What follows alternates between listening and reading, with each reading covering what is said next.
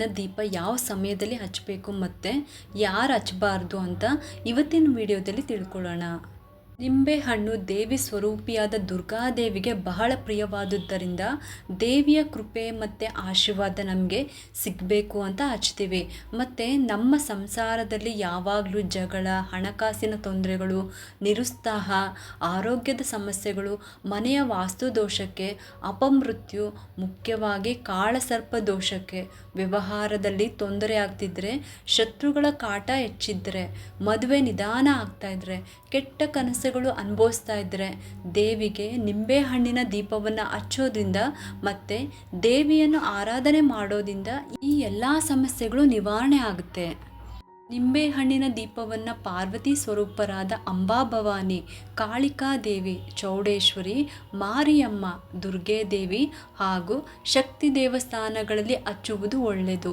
ದೇವಿಯ ವಾರವಾದ ಮಂಗಳವಾರ ಮಧ್ಯಾಹ್ನ 3:30 5 ಗಂಟೆವರೆಗೂ ಅಂದರೆ ಸಂಜೆ ಟೈಮು, ಮತ್ತು ಶುಕ್ರವಾರ ಬೆಳಗ್ಗೆ 11 ಗಂಟೆಯಿಂದ 12:30 ರಾಹುಕಾಲದ ಸಮಯದಲ್ಲಿ ಹಚ್ಚಬಹುದು.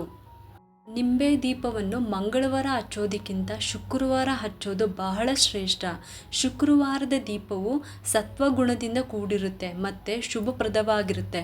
ನಿಂಬೆಹಣ್ಣಿನ ದೀಪವನ್ನು ಹಚ್ಚಿಸಿ ನಂತರ ದೇವಿಗೆ ಅಷ್ಟೋತ್ತರ ಮತ್ತು ಪೂಜೆಯನ್ನು ಮಾಡಿಸ್ಬೇಕು. ಹೆಂಗಸರು ಪೂಜೆಯಾದ ನಂತರ ಅಲ್ಲಿಗೆ ಬಂದಿರುವ ಸುಮಂಗಲಿಯರಿಗೆ ಅರಿಶಿನ ಕುಂಕುಮಗಳನ್ನು ಕೊಟ್ಟು ನಮಸ್ಕಾರ ಮಾಡ್ಕೋಬೇಕು. ಅವರ ಆಶೀರ್ವಾದವನ್ನು ತೆಗೆದುಕೊಳ್ಬೇಕು.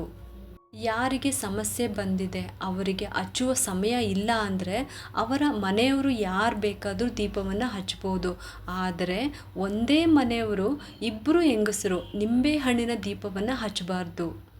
ನಿಂಬೆಹಣ್ಣಿನ ದೀಪವನ್ನು ಯಾವುದೇ ಕಾರಣಕ್ಕೂ ಆರೋಗ್ಯ ಸರಿ ಇಲ್ಲದೇ ಇದ್ದಾಗ ಮತ್ತು ಮೈಲಿಗೆ ಸೂತಕ ಇರುವಾಗ ಹಚ್ಚಬಾರ್ದು. ಮಕ್ಕಳ ಹುಟ್ಟುಹಬ್ಬ, ಮದುವೆಯಾದ ದಿನಗಳಂದು ನಿಂಬೆಹಣ್ಣಿನ ದೀಪವನ್ನು ಹಚ್ಚಬಾರ್ದು.